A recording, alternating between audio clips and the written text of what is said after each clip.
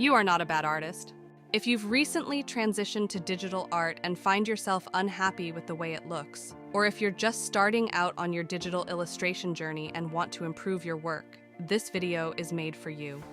On this channel, I showcase my illustrations every week and teach you the most valuable lessons I've learned as an illustrator. In this video, I'll delve into the best advice I wish I had received when starting out, aiming to make your journey as a digital artist less irritating and overwhelming. My goal is to provide you with a clear roadmap to becoming a good digital illustrator.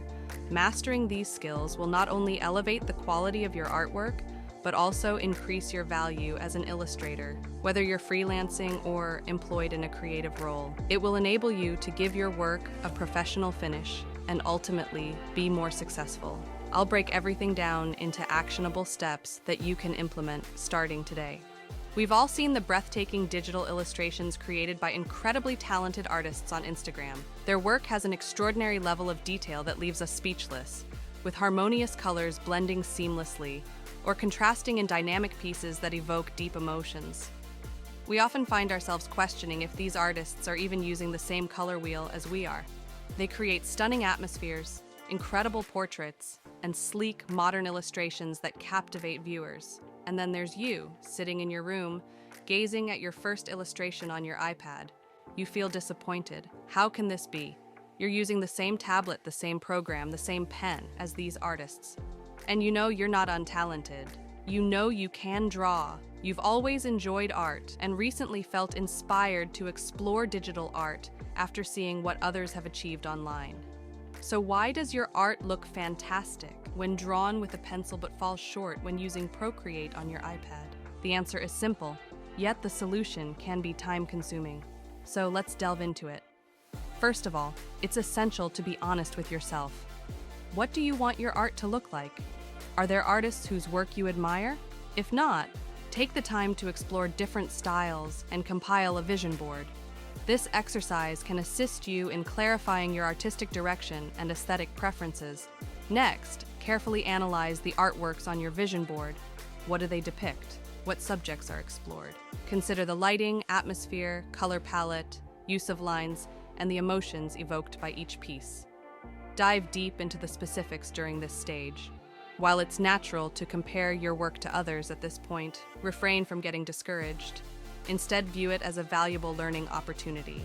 Drawing inspiration from more experienced artists can significantly benefit your growth as a digital illustrator. Remember, this is just one step on your journey toward getting better at digital illustration. Use the chance to learn from more experienced artists. It is going to help you move forward. Now that you've identified the desired look for your art, let's discuss how to achieve it effectively. Transitioning to digital art can be quite demanding, but there are several tips that can immediately enhance your work. Allow me to share what has had the most significant impact on my own artistic journey. Always begin with a sketch. Then, refine that sketch repeatedly until you're satisfied. Use this final sketch as a guide for your actual drawing. It's worth noting that some artists may not sketch beforehand. You might wonder why sketching is necessary at all. However, as a beginner, simplifying your process is key. If you're less experienced, consider incorporating sketching into your workflow and observe how it affects your work. Here's a recap. Start with a sketch. Do another sketch on a new layer. If you're still not satisfied, repeat the last step. If something seems off, try mirroring the image to identify potential mistakes as our eyes become accustomed to the picture. I strongly recommend this approach, as it has significantly enhanced my own work. If you've watched any of my videos, you'll notice that I always begin with a sketch. Typically, it takes me 2 sketches to reach a point where I'm satisfied and ready to proceed with my actual illustration. However, feel free to create as many sketches as you're comfortable with. Improving your drawing skills can be challenging, so try not to get frustrated. The process should always remain as enjoyable as possible. Now that you've established a solid foundation for your illustration, let's dive into the creation process. Recall the initial steps and refer back to your vision board. Consider the type of lines you want in your work, whether they're clear, subtle, or non-existent. Determine the appropriate brush to achieve your desired aesthetic. It's beneficial to watch tutorials from artists whose styles align with the artworks on your vision board. If you don't want your art to resemble mine, for instance, don't follow my workflow. While this may sound straightforward, it's essential to emphasize that our goal is to realize the look you envision for your art.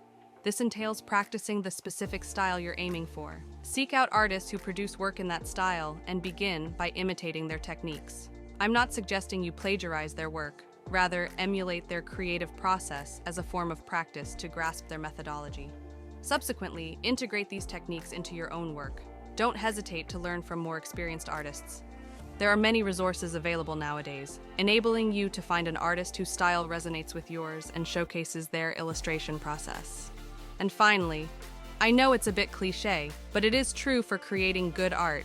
You need more practice, especially when transitioning to digital art. Similar to when you first started drawing with a pencil, improvement takes time and dedication. Be patient with yourself and avoid being overly critical. Aim to practice daily and observe how your art evolves and improves over time.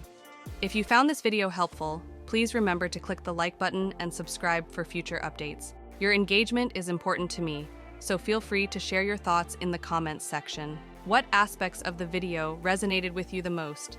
Are there any questions you'd like addressed in the next video? Your feedback is invaluable and helps me create better content for you.